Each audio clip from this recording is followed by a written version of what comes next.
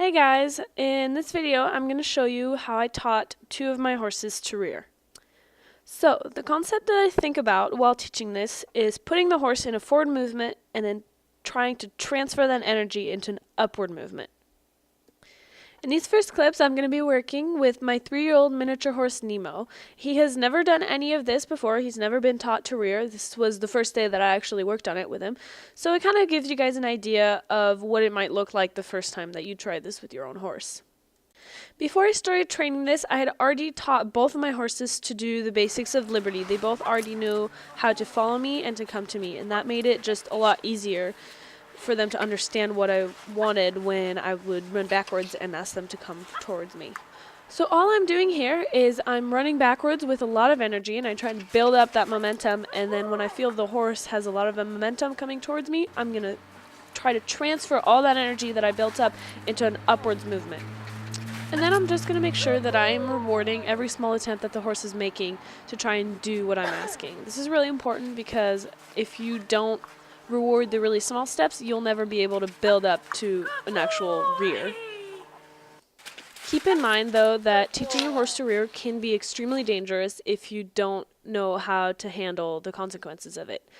Some horses may become a little bit aggressive when they do it. Some just might decide that they want to do it all the time. So those are things that you need to make sure that you're watching for and that you're working to stop. So Nemo did get a little bit of an aggression issue, which was nothing that I didn't expect since he was young and had just been gelded. So that was something that I had to work on with him. And sometimes that's going to mean take a step back from trying to teach them to rear higher and higher and better and just focus on that behavior that you want to eliminate.